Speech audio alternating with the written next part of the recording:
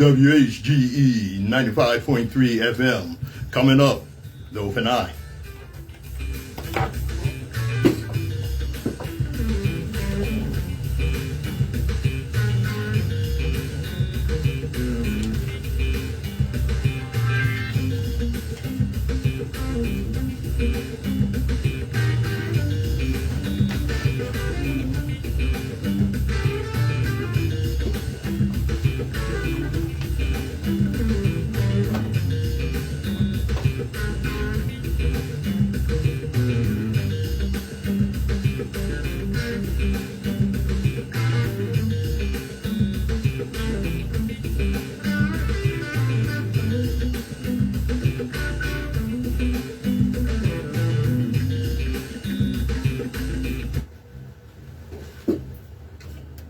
Hey, Sherry, I see you, sister.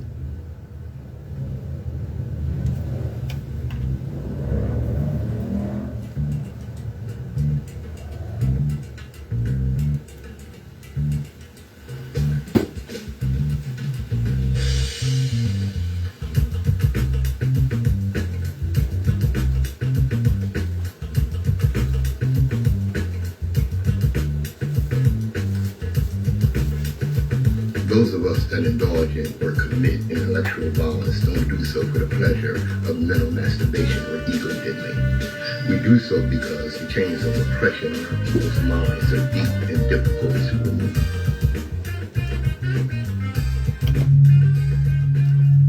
Good morning, my children of the sun. Welcome to the Open Eye on WHGE 95.3 FM. I'm your host, Third Eye Optometrist, Patrice Gibbs, here to get that third eye open. Every generation has its purpose. Ours is to reveal the truth and reverse the brainwashing. And we do that right here on the Open Eye. All right? This is the place where we slow things down long enough to actually see what's happening in the world around us. Because in a time like this, seeing clearly is not automatic, it's a discipline. We're living in an era where truth is buried under propaganda, where billionaires write policy, where politicians perform outrage on television while quietly serving the same corporate interests behind closed doors. And if you're not paying attention, the spectacle becomes the story. But here at the Open Eye, we don't chase spectacle. We chase understanding. This week alone, we watch wars escalate overseas while working families here at home struggle just to survive. We've seen billions handed to corporations while politicians argue over pennies for poor children. We've seen pastors trying to audit their congregations' tax returns while billionaires rob entire nations without ever stepping inside a courtroom. And at the same time, around the world, people are asking a deeper question. Who actually benefits from the systems we're living under? Because when you start asking that question honestly, the pattern becomes impossible to ignore. The wealth flows upward. The power concentrates at the top. And the people at the bottom are told to blame each other. Anything to keep you from noticing who is really sitting at the table making decisions about your life. That's why Open Eye exists. Because it's about pulling back curtains. We look at history, we look at power, we look at the patterns that repeat themselves generation after generation. Because once you see the pattern, you can't unsee it. And once people begin to see clearly, systems built on deception start to shake.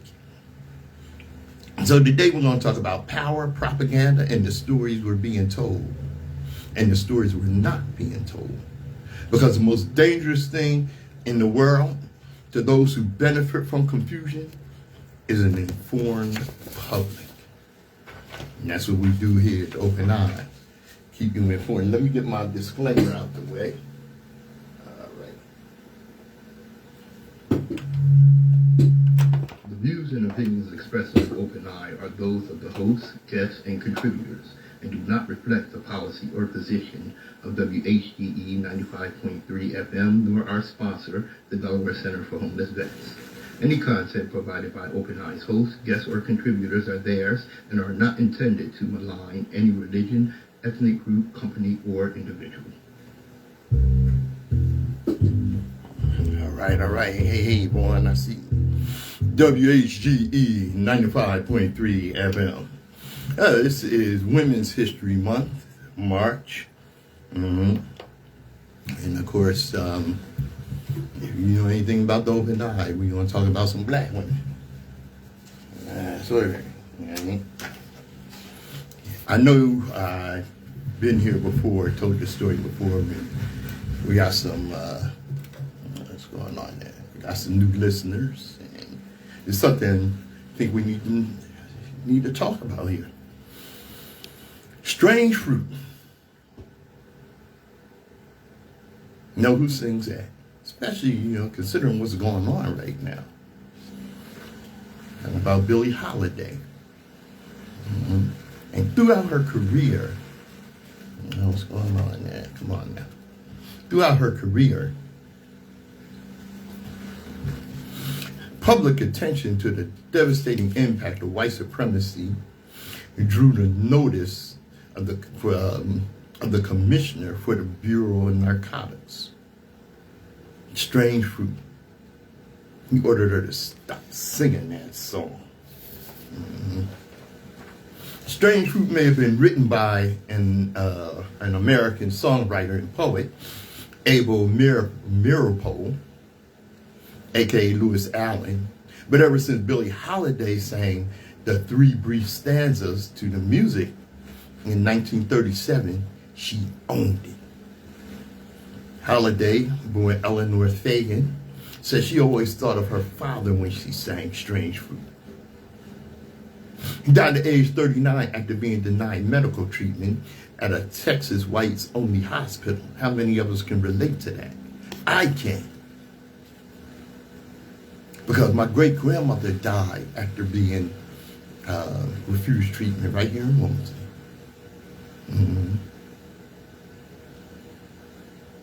Because of that memory, Holiday was reluctant to perform the song, but did so anyway to tell people about the reality of life as a black man in America.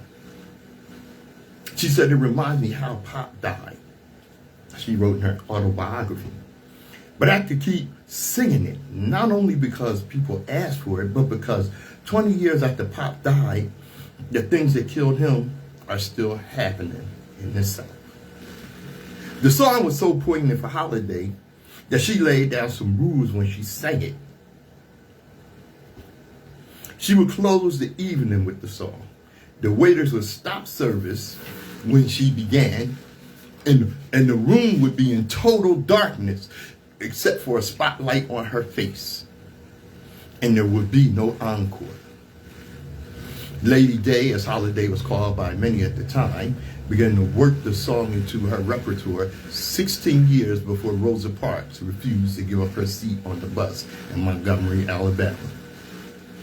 Jazz writer Leonard Feather referred to the song as the first significant protest in words and music, the first significant cry against racism. The song's lyrics were shocking to some members of Holiday's mostly white audiences. Southern trees bear strange fruit, blood on the leaves and blood at the root. Black bodies swinging in the southern breeze, strange fruit hanging from the poplar trees. At times, her performance of the song was met with fierce pushback. Though many people knew that lynchings of African Americans in the South were common, there was resistance to ending the practice amongst Southern whites. Racism combined with popular desire to limit federal power over local concerns kept people in the North from making any successful moves to end the lynchings in the South. In the end, Billie Holiday's insistence on performing Strange Fruit may have been responsible for her demise. One of the primary attempts to silence her came from a man named Harry Anslinger. Remember, Lucky Luciano called him Harry Asslinger. He was the first commissioner of the Federal Bureau of Narcotics and an extreme racist. He is also the reason that marijuana is illegal in this country.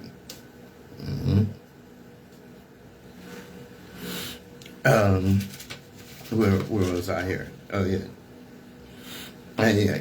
Even for the 1930s, Anslinger was extreme. As Johann Hari details in Chasing the Scream, the first and last days of the war on drugs, Anslinger claimed that narcotics, particularly marijuana, made black people forget their place in the fabric of American society, and that jazz musicians were dangerous, in particular, creating satanic music under the influence of pot, of marijuana. Holiday, who throughout her career called public attention to the devastating impact of white supremacy, was also, unfortunately, a drug user. She drew Anslinger's notice, and he ordered Holiday to cease performing Strange Fruit. Holiday refused, and Anslinger ramped up his efforts to silence her. After one of Anslinger's men was paid to track Holiday and frame her with buying and using heroin, she spent 18 months in prison. Upon her release in 1948, the federal government refused to renew her cabaret performance license, mandatory for any performer playing or singing at any club or bar serving alcohol. This utterly undermined her career. Although Holiday was able to perform multiple sold-out Carnegie Hall performances over the next several years, she could no longer travel the nightclub circuit. Unable to perform regularly at venues she loved, and to stop remembering a childhood that included being raped at age 10 and working in a brothel with her mother, Holiday eventually began using heroin again. When she checked in the New York hospital in 1959, her liver was failing and cancerous. She is emaciated, and her heart and lungs were compromised. Despite her condition, she didn't want to stay there. They're going to kill me. They're going to kill me in there. Don't let them, she persistently told friends and family. Can you imagine that? She knew. Yeah. And indeed, Anslinger's men, sensing an opportunity, a macabre opportunity, showed up at her hospital bedside, handcuffed her to the bed, took mug shots, removed gifts that people had brought to the room, flowers, radio, record player, chocolate, magazines, and stationed 2 cops at the door. Even so, as doctors began methadone treatment, Holiday began to improve, gaining some weight and improving slowly. But then Anslinger's men prevented the hospital staff from administering any further methadone. She went into withdrawals, and she succumbed to death within days. They murdered her. The only surviving film version of Holiday performing Strange Fruit is from the British cabaret television show Chelsea at 9, recorded February 25th, 1959, and released in March of the same year, just a few months before Holiday died. Her voice is strong and impressive, the raw emotion simply devastating. Don't make it no mistake. Denying her methadone and treatment pushed her into withdrawals and pushed her into death. They murdered her. You're damn what you say. This is the Open Eye, WHGE 95.3 FM. Hey, Rhonda. See you.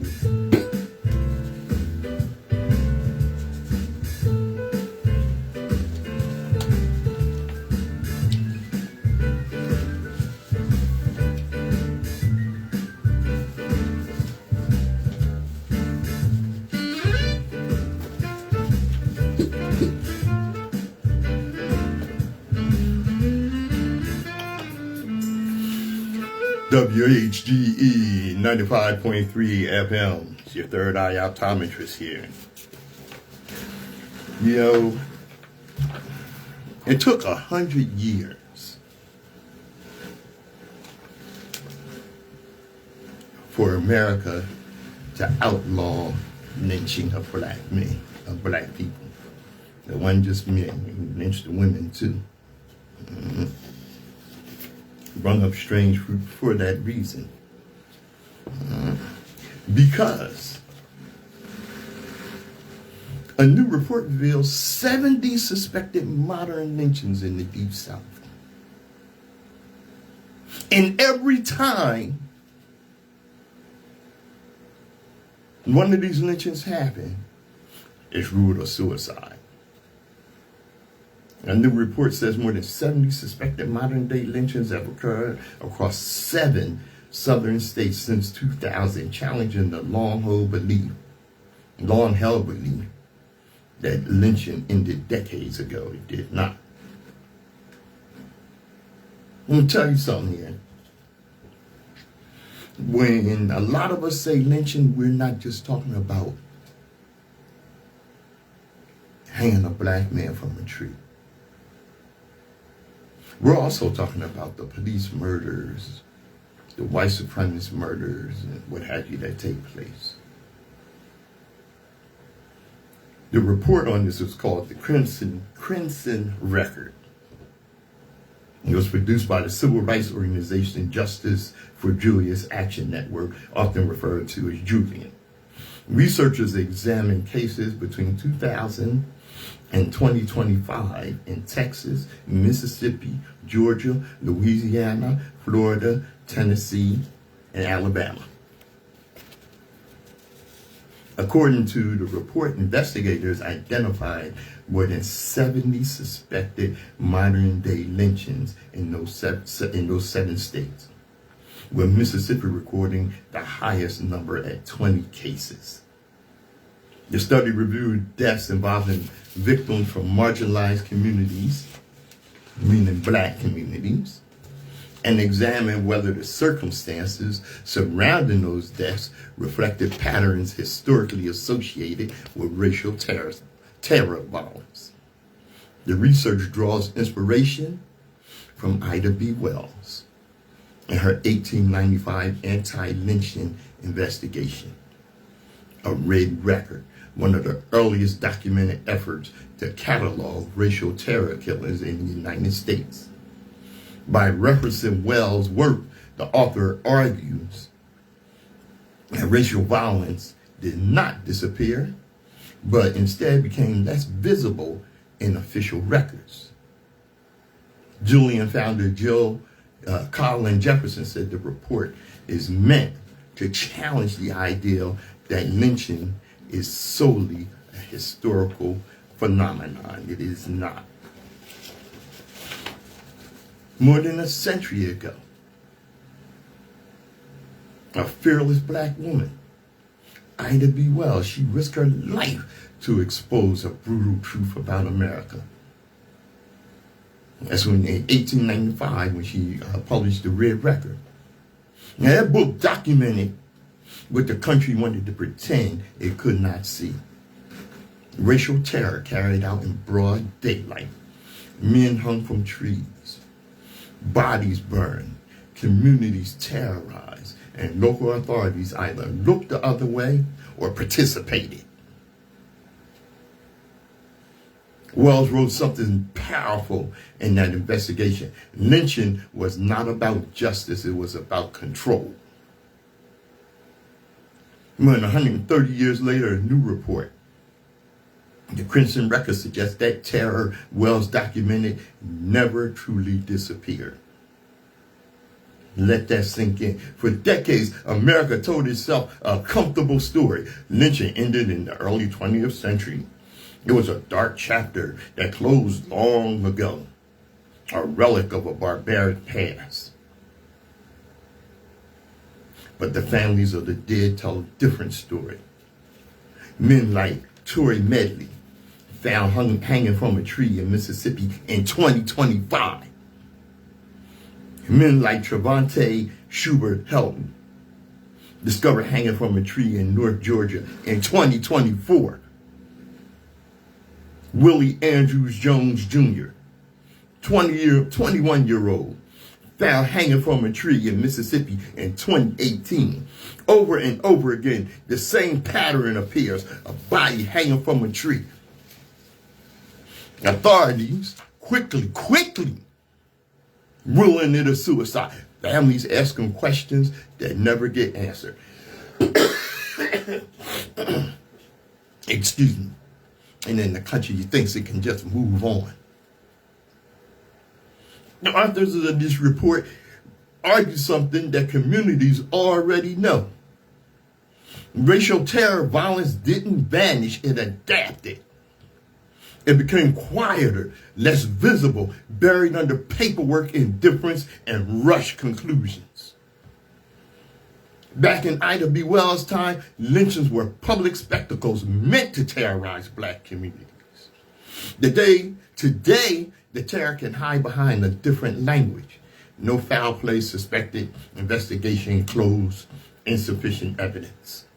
Different vocabulary, same unanswered questions. The deeper issue is accountability. When deaths occur under circumstances that echo the most infamous method of racial terror in American history, a person hanging from a tree, communities deserve more than quick dismissals. We deserve transparency, rigorous investigation, and the goddamn truth. Because history has taught us something.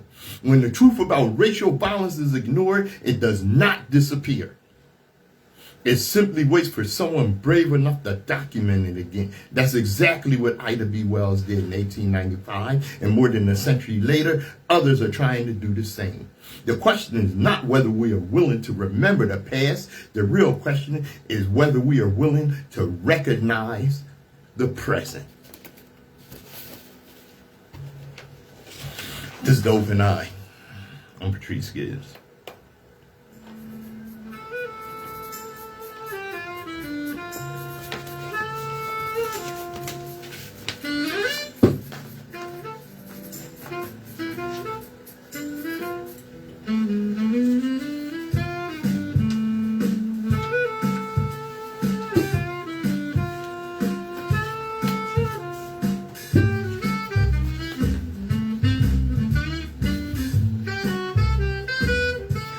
WHGE 95.3 FM. This is The Open Eye. Okay, I'm going to ease up a little bit here. Tell you some interesting history here. When people talk about the birth of jazz in America, they usually tell a romantic story. You know, New Orleans musicians, brilliant improvisation, smoky clubs, and the joyful sound of freedom rising from black communities. There's another layer to that story, though. One that sits in the shadows of prohibition, organized crime, and underground nightlife. The truth that is, in the 1920s, the same criminal networks that controlled bootleg liquor also helped finance the clubs where jazz exploded onto the national stage. And one of the strangest stories from that era involves the legendary pianist, Fats Waller. Yeah. Tell you about Fats Waller. In 1926, Waller was leaving a performance in Chicago when several large men approached him, forced him into a limousine, and drove him away. Waller reportedly believed he was being kidnapped and possibly about to be killed. Instead, the car pulled up to a lavish party. And the guest of honor was Chicago's most powerful gangster, Al Capone. See, Capone loved jazz and had arranged a surprise guest for his birthday celebration. And that surprise guest was none other than Fats Waller. For the next several days, Waller reportedly played piano while gangsters, bootleggers, and high-rolling partygoers drank illegal liquor and threw cash on the piano. By the time the party ended, Waller, who was exhausted, extremely drunk, walked away with thousands of dollars in tips, a fortune for a jazz musician at that time. It may have started like a kidnapping, but it ended as one of the most profitable gigs of Waller's career. To understand why gangsters like Capone wanted jazz musicians at their parties and clubs, you have to understand Prohibition in the United States. During Prohibition, alcohol was illegal. Americans kept drinking anyway. Underground bars called speakeasies exploded across the country, including here in Wilmington, Delaware. Steve. These clubs needed three things: bootleg liquor, protection from the police, and entertainment. And gangsters controlled the first two easily. Jazz provided the third. Mob bosses across cities like Chicago, New York, Kansas City, they began investing in nightclubs packed with jazz bands. The music created the atmosphere. The atmosphere brought the crowds, and the crowds brought the money. Yeah. At the same time, this underground nightlife was expanding. A young musician from New Orleans arrived in Chicago. Guess who? Yeah, Louis Armstrong. Louis Armstrong was invited north in 1922 by his mentor, the legendary cornet player, Joe King Oliver. They played at one of Chicago's hottest venues, the Lincoln Gardens. These clubs operated inside the same nightlife economy dominated by mob figures like Al Capone and Johnny Torrio. That environment, illegal liquor, packed dance floors, and all-night music became the perfect incubator for jazz.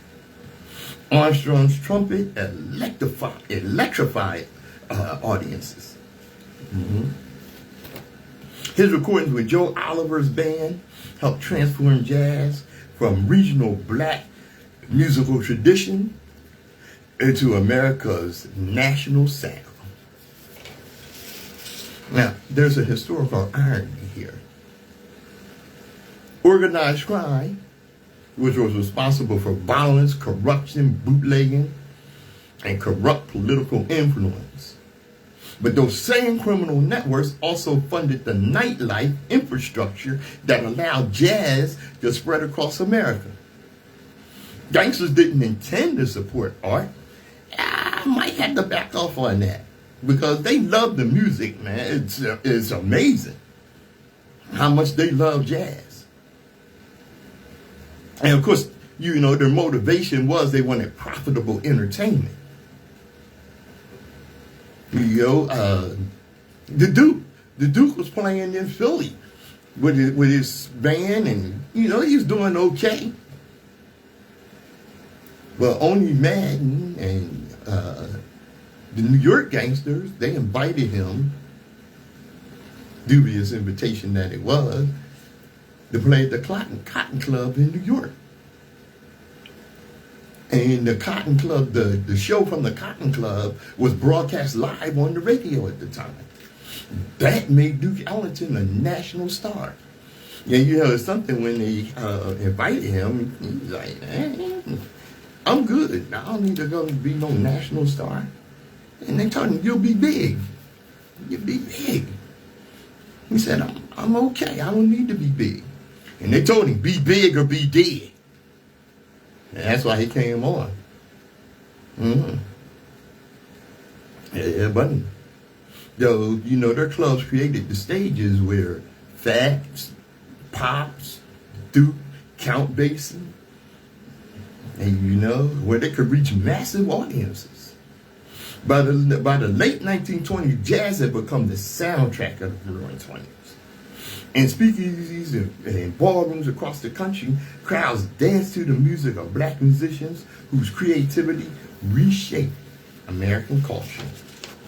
Behind many of those clubs course, stood mobsters who understood a simple truth. If people were going to break the law by drinking anyway, they might as well do it while listening to the greatest music ever created in America. You know, history is rarely clean. Sometimes culture grows in places society doesn't expect. In the smoky backrooms of Prohibition era nightclubs, where gangsters poured illegal liquor and musicians played until sunrise, something extraordinary happened. A sound born in black communities of New Orleans, Kansas City, and Wilmington rose through the underground clubs of Chicago and Harlem and became one of the most influential art forms in the world. Jazz survived gangsters, segregation, and poverty. And in doing so, it reshaped the sound of modern music. This is the Open Eye. Yeah, swing.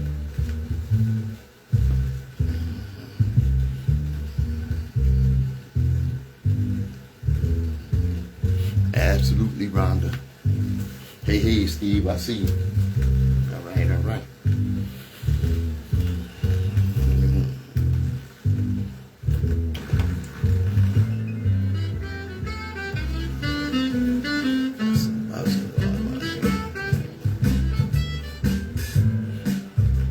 WHGE 95.3 FM.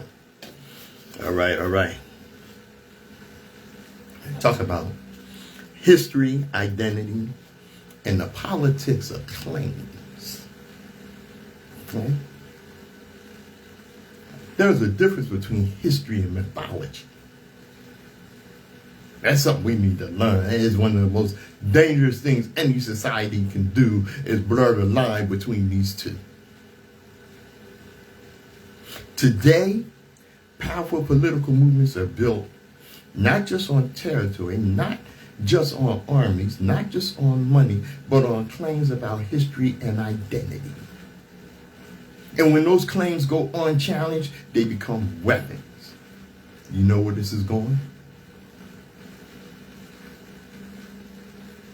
You know where this is going? Let's keep it moving here. The ancient Israelites were people who lived in the Levant thousands of years ago. Their kingdoms, Israel and Judah, rose and fell in the ancient world like every other civilization of that era. They were part of the broader tapestry of the ancient Near East, as they call it the Middle East, alongside the Egyptians, the Babylonians, the Assyrians, and the Persians. But the modern state, called Israel, created in 1948, is a modern political nation state built in the aftermath of World War II, colonial withdrawal, and global geopolitical maneuvering. It is not the ancient kingdom of David and Solomon, resurrected from the pages of Scripture. It is a 20th century political project, and that distinction matters. Because when modern politics cloaks itself in ancient divine entitlement, debate becomes impossible. Criticism becomes heresy. Power becomes sanctified. The Torah and the Talmud are not the same thing. The Torah contains the foundational books of the Hebrew Bible. The Talmud is a later compilation of rabbinical interpretation and debate about laws, ethics, and tradition. Conflating the two distorts the history of Jewish religious development. The same is true with language. Yiddish, spoken historically by many European Jews, is not Hebrew. It's not Aramaic. It is primarily a Germanic language written in Hebrew script, shaped by centuries of life in Central and Eastern Europe. Understanding that history does not diminish anyone's identity. It simply acknowledges the reality that cultures evolve, migrate, mix, and transform over time. It doesn't diminish your identity. It brings it around to reality. All right? The real issue isn't whether people today practice Judaism or what languages their ancestors spoke or where their communities lived over centuries. The real issue is how history is used politically and how mythology is mixed in. Because throughout history, powerful nations have justified expansion and domination by claiming ancient destiny. Empires have always said the same thing. This land belongs to us because our ancestors once walked here. Because God promised it. Because history says so. When any modern state claims exclusive ownership of ancient narratives, especially narratives that are thousands of years old, it enters dangerous territory. And because once political power wraps itself in sacred history, it becomes insulated from criticism. That's why you can't criticize Israel. It's not real. Criticism is not hatred. Debate is not bigotry. Questioning power is not persecution. History should illuminate the present, not be manipulated to control it. Truth requires context, and context requires courage. And in a world where historical narratives are used to justify modern power, we have to keep asking questions. Because history belongs to humanity, and not to those who claim it the loudest. Okay? So when you make this claim that you are the ancient people of this land and that God promised you this land, that anyone questioning that is claimed to be a heretic. You know that the reason white supremacists support Israel and why they were so happy about this war in Iran, because they think that the destruction of Israel will bring back, will spur the second coming of Jesus. You know, one of the things about, one of the laws in Israel is that they do not allow DNA tests because they know they're not from there. And I got news for you. There's some black people caught up in that too. I got news for you.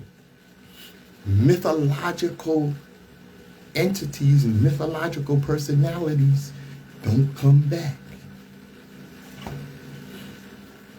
This is open eye, living in reality.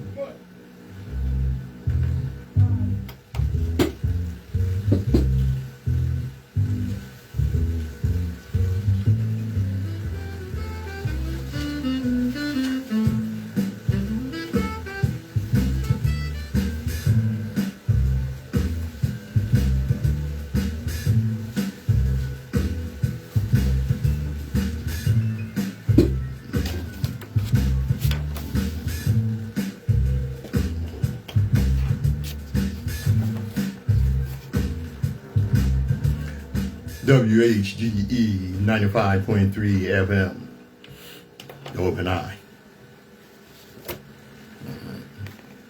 There's a story that is going viral right now about a pastor who told his congregation to bring their tax returns to church so he can review them. Okay, I got to turn the mic off. Motherfucker, what?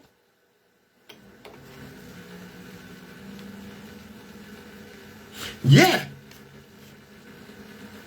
Tax returns, W-2s, 1099s, the whole IRS package.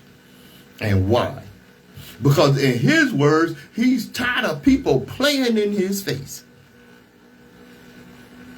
He's tired of people playing in his face doing tithes and offerings. He said it's time to verify who is giving the proper 10%. He called it tight but right. All right, and let's slow this down here. So, when did the church become the IRS? Since when did a pastor become a financial auditor? And since when did spiritual leadership require you to hand over your personal income records to prove your faith? Let's be honest about something. The black church has historically been one of the most important institutions in our community. It has been a place of refuge, organizing, education, resistance, and survival. From Reconstruction to the Civil Rights Movement, churches were command centers for freedom struggles. And that's true. But somewhere along the line, a dangerous shift happened in some corners of the pulpit. Yeah. Pulpit pimps. About lining their pockets. Faith became financialized. The message of liberation got replaced with the message of revenue. Now you got pastors flying private jets, driving luxury cars, living in mansions, while members of their congregation are struggling to pay rent, buy groceries, and keep the lights on. I'll never forget the time I saw Deacon Chickenfoot with a police escort going to make the deposit from the church. And now apparently some of them want to audit your taxes. Okay, let's make something clear here. The Bible talks about tithing as an act of faith and generosity, not as a forced payment under financial surveillance. The early church wasn't built on pastors checking people's pockets and their tax returns. It was built on community, sacrifice, and mutual care. People gave because they believed in the mission, not because they were afraid of getting called out from the pulpit. See?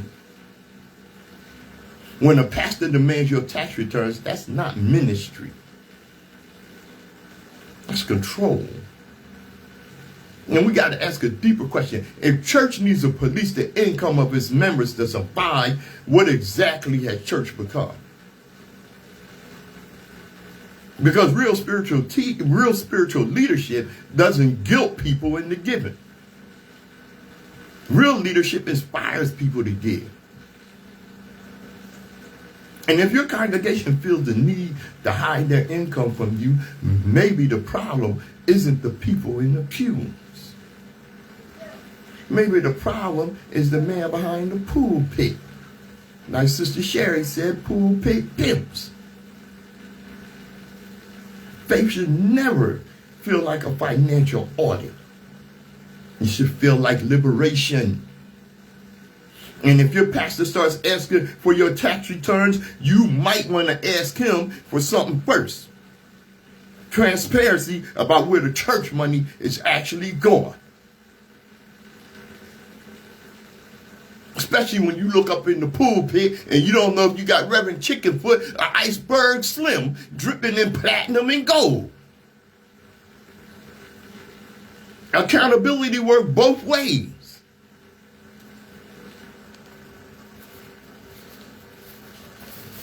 Works both ways. The hell with Reverend Chickenfoot. And then when you go ask for some help, I seen a brother, his grandmother died.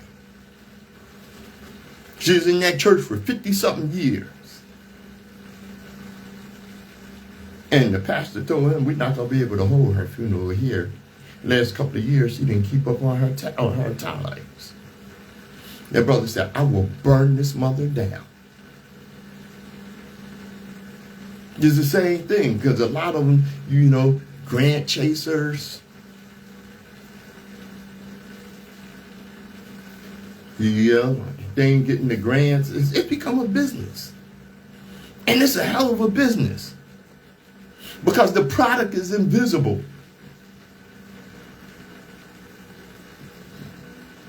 Yeah, the product is invisible. Because, you seen God? I can tell you like this. Like George Carlin says. Holy BS. WHGE 95.3 FM. The Open Eye.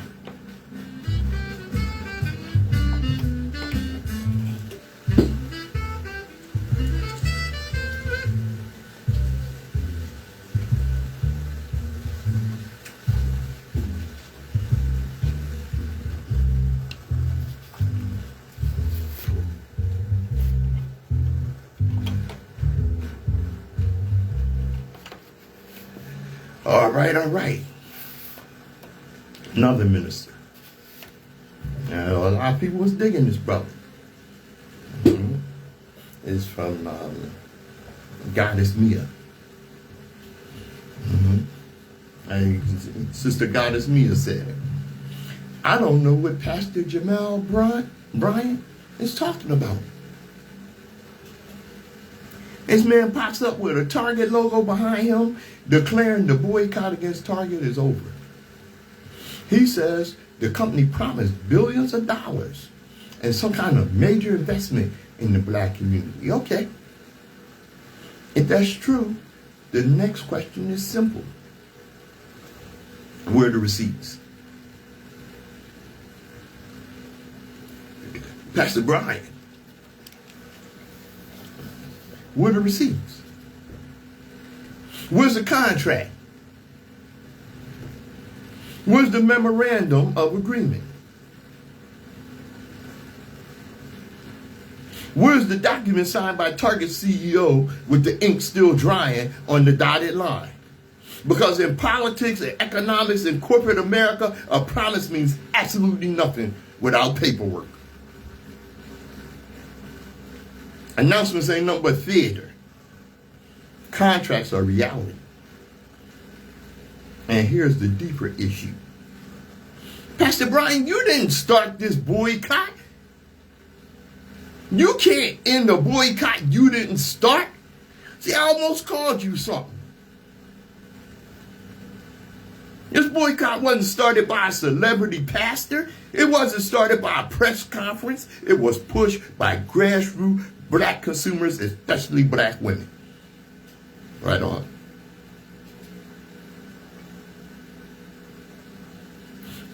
Who finally got tired of corporations using black culture to make billions while treating black communities like disposable markets. That investment, or that movement, that came from the ground up. Didn't come from some celebrity preacher. No single preacher, politician, or influencer gets to stand in front of a camera and suddenly declare victory. Yeah, I'm ready to go there, sister. That's not leadership. That's political theater. And frankly, this is why corporations keep playing in our faces. Because they understand a long-standing strategy.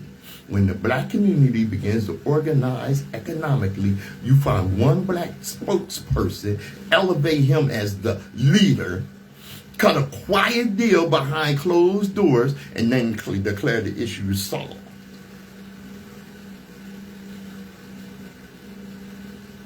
Problem is, this ain't 1965, brother. Black people are not waiting for someone to be anointed as the official spokesman for the entire goddamn community. There is no single gatekeeper of black economic power. Not today. And let's be real about something else. Every time corporations get in trouble with black consumers, suddenly they discover symbolic gestures. A meeting here, a little promise over there, a diversity initiative announcement, and a photo op with community leaders. But when the cameras disappear, the money disappeared too. I mean, we've seen this happen many times. And so if Target committed billions of dollars to the black community, then transparency shouldn't be a problem. Show us the documents, show the contracts, show the specific commitments, and show the deadlines, and show the enforcement mechanism. Because without those things, all we have is a corporate press release delivered through Reverend Chickenfoot. And let me say something else that needs to be said. The reason corporations think they can get away with this is because historically they believe that black consumers have short memories and quick forgiveness. They think all they got to do is wait for the outrage to fade and we'll come running back with our wallets open. The reality is this. Black Americans control over $1 trillion in consumer spending. That's real power, y'all. We need to recognize. And if we learn to organize that spending strategically, corporations will suddenly become very interested in real negotiations instead of symbolic gestures. So again, I ask the question that should be on everybody's minds. Where's the receipts? Where's the signed agreement? Where's the legally binding commitment? Because until that paperwork exists and until the people who actually started the boycott say otherwise, nobody gets to stand up and declare the fight is over. Economic power don't work like that. Corporations need to learn something they've been avoiding for decades. Black consumers are not just a market. We're a force. And paying off Reverend Chickenfoot ain't going to stop that. WHGE 95.3 FM. This is the Open Eye.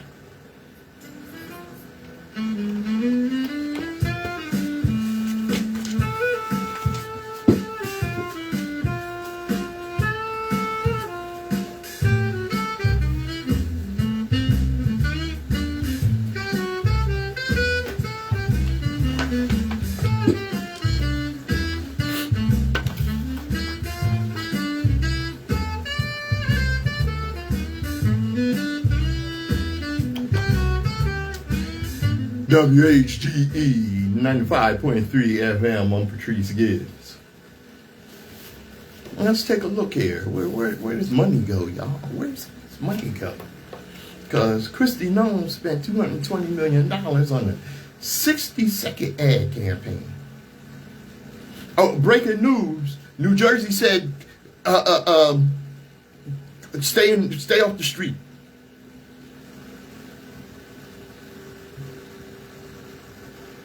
Pete Hegseth oversaw roughly $93 billion in Pentagon spending in just 1 month.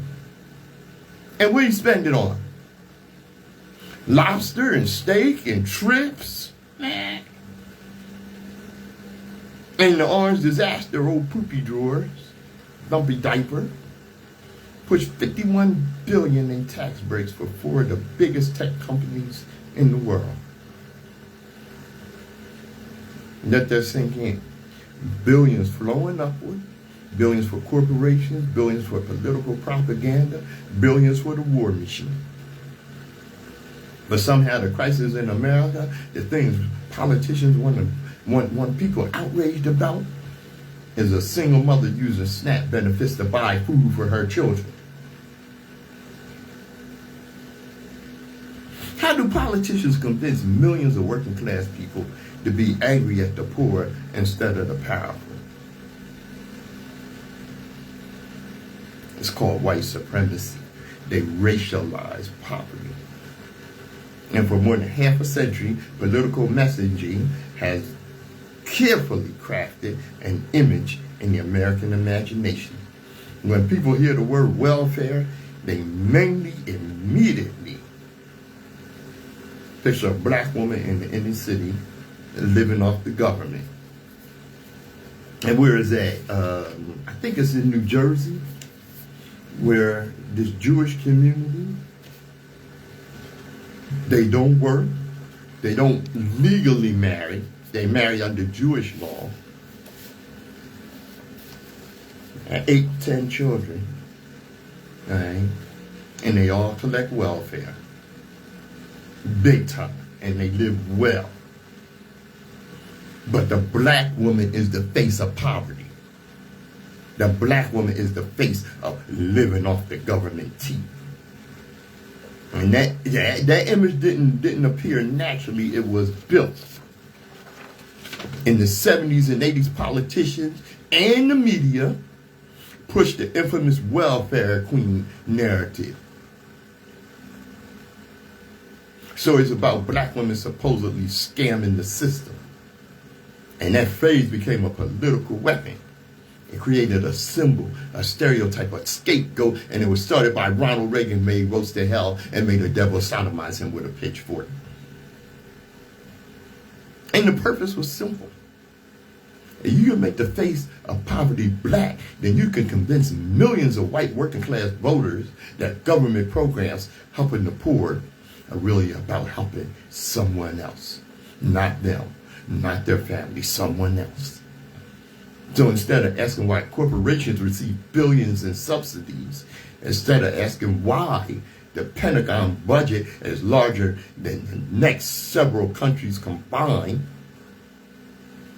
instead of asking why the richest people in America pay lower effective tax rates than teachers and firefighters, people arguing about SNAP benefits. Excuse me. They argue about groceries. They're arguing about whether a struggling family bought the wrong kind of food. That's not accidental.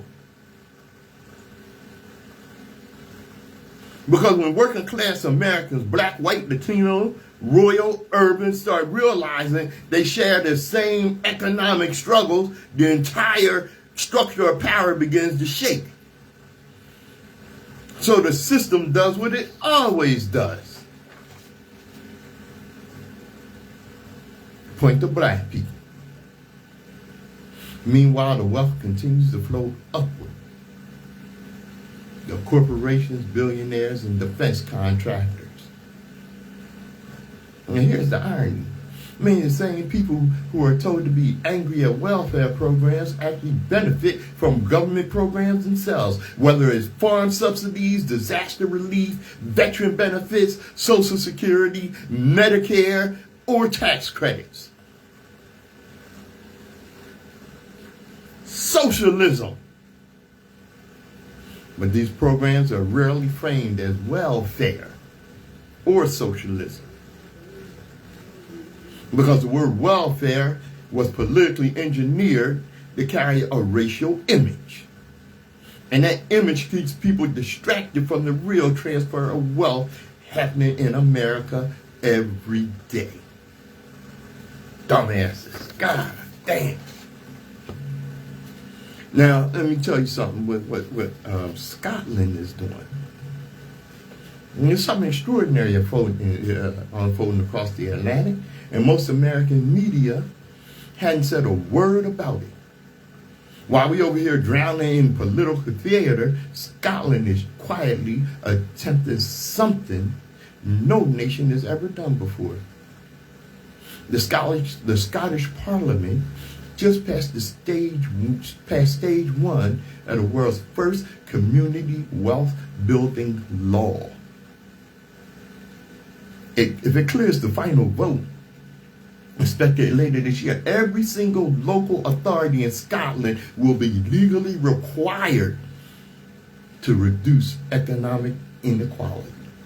Not encouraged, not suggested, required by law. And think about what that means. It means when government contracts are issued, priority goes to local businesses instead of multinational corporations. It means worker cooperatives, businesses owned by the workers themselves, get preference over absentee investors. It means it means wealth generated in a community stays in that community, instead of being siphoned off to distant shareholders sitting in boardrooms in London, New York, or the Silicon Valley. In other words, Scotland is attempting to rewrite the operating code of local capitalism.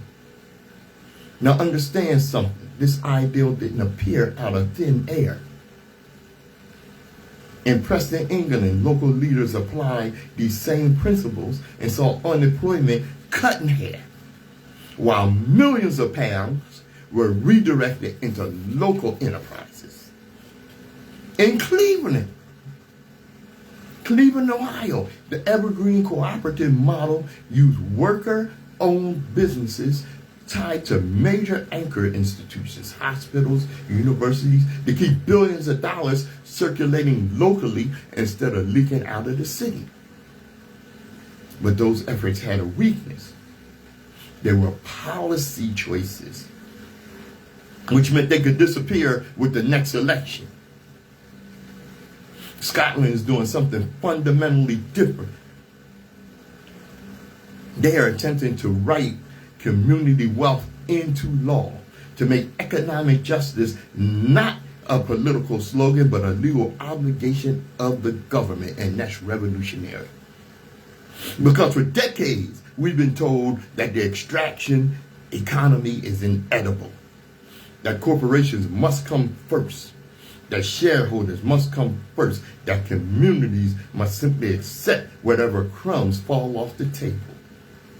Scotland is saying something radically different.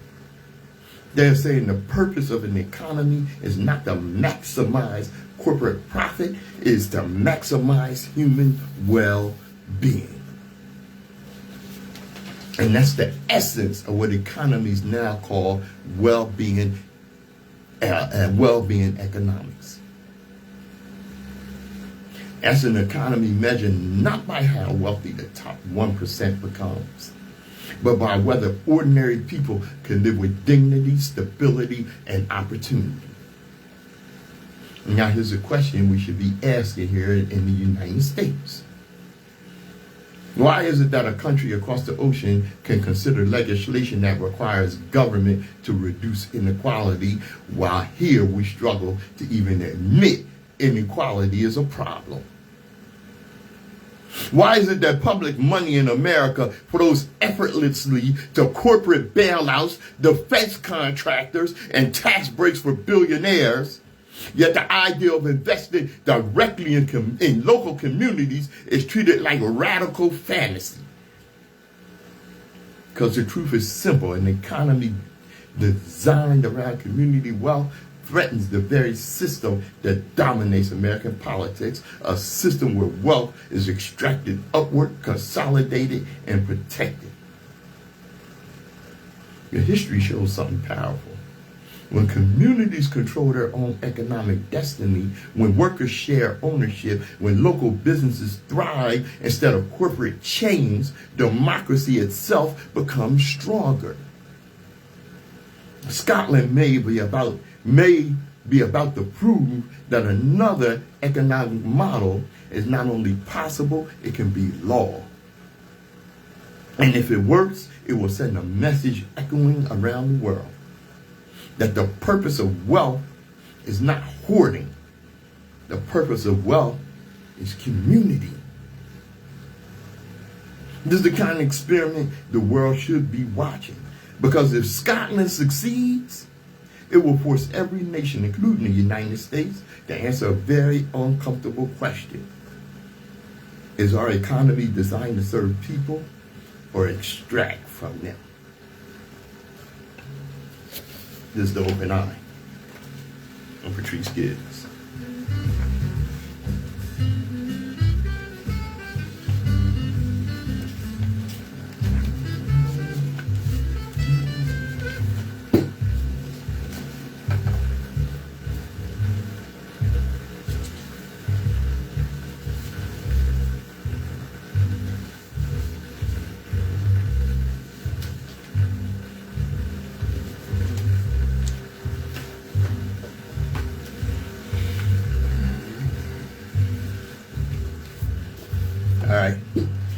WHGE 95.3 FM. Okay, we've been through the cycle before, y'all. We've been here before. From the slow unraveling of the Vietnam War to the disastrous justifications that launched the Iraq War. History has a strange habit of producing wars that almost nobody asked for. Not the people who have to fight them, not the families who have to bury the dead, and certainly not the taxpayers who will be paying this bill long after politicians who approved it have retired to cushy think tank jobs. Yet somehow, here we are again. Another war, another set of casualties, and another blank check written in the name of necessity. What necessity? Because the cost of bombing a country that hadn't done a damn thing to the United States is that we are now most likely responsible for the deaths of 168 people, many of them children. Yeah. Here we go again. Oh, and they're talking about putting boots on the ground. That means poor people's children. That's what that means. Let me tell you something. Listen. This is from the floor of the European Parliament. Spanish member of the Parliament, Irene Montero. She delivered a message that echoes through every household with a child. Send your son, Donald Trump. And you want war? Send your own goddamn people, I added that to the front line. She said, we in Spain want our children, our daughters, our beloved ones at home safe. We don't want war. Those who want war should send their own children. And that wasn't political theater. That was a mother speaking the truth that politicians try to bury under patriotic slogans and flag waving.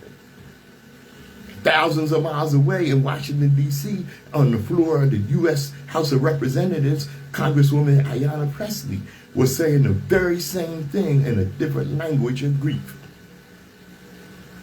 I rise on behalf of the grieving families of the service members killed. I rise on behalf of the little girls in Iran killed by bombs raining down on their schools. She reminded the world of something simple that war planners always forget. Every child is a parent's entire universe. 2 children, 2 women, 2 continents, 1 truth. And who were they speaking to? A president who, while bombs were falling and bodies were piling up, was reportedly golfing at his club in Miami. Dismissing a war that has already taken 2,000 lives as a little excursion. A little excursion. Tell that to the parents planning funerals.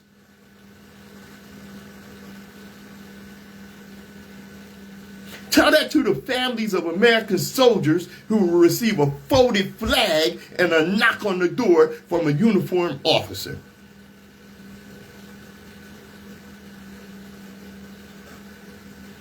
Yeah. What's this now? Last I heard, 2,500 Marines are nothing more than a guard force. So is this the plan to take Kang Island and then hold it with 2,500 Marines plus the troops from Israel? Yeah. While he's playing golf.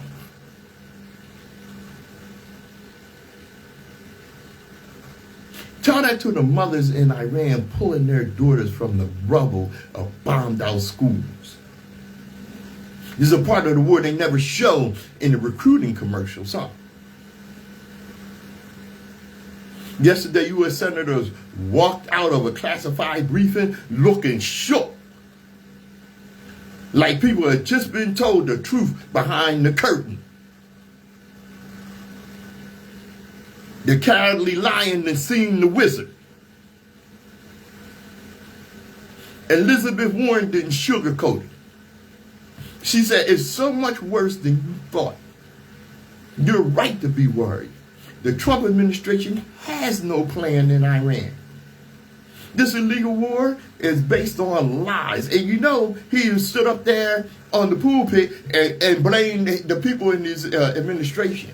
Oh yeah, well, according to what Pete Hegseth said, whose own mama said he trashed, according to what so-and-so said, you know, what they said, we in danger.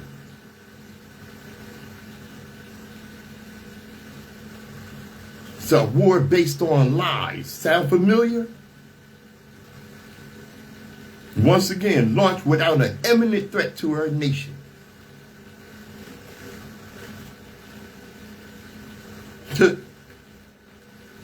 Here's the only part of Trump's plan that is clear. This is what Elizabeth Warren said. He won't spare a cent for the 15 million Americans who will lose their health care, but he'll spend $1 billion bombing Iran. Let that sink in. No money for health care, no money for struggling families, no money for schools, veterans, or housing, but $1 billion a day for war. This is the oldest scam in political history. Open eye listeners know where I'm getting ready to go with this. Working people bury their children. Defense contractors count their profits. Politicians wrap it all in the language of patriotism. Meanwhile, the same leaders who scream about supporting the troops never seem eager to send their own sons and daughters into the line of fire.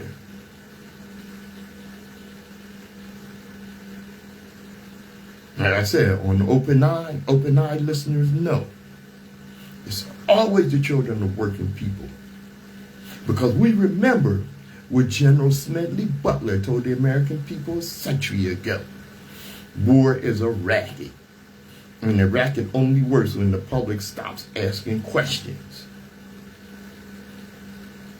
So tonight we ask the question that every parent on earth understands. How many more children have to die for someone else's war? Because whether that child is in Boston or Tehran, whether they wear a uniform or a school uniform, every child is someone's entire universe. And no leader who calls war a little excursion where troops on the ground, a guard force, deserves power to send someone else's child to die.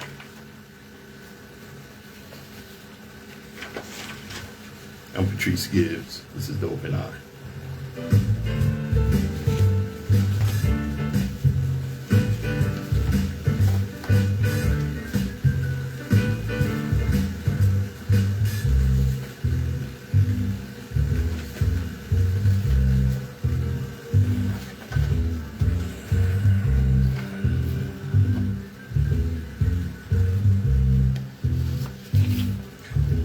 All right.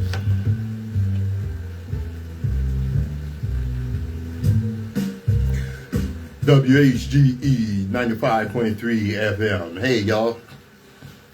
I'm going a little over time here. Time to get out of here. All right. I always tell you.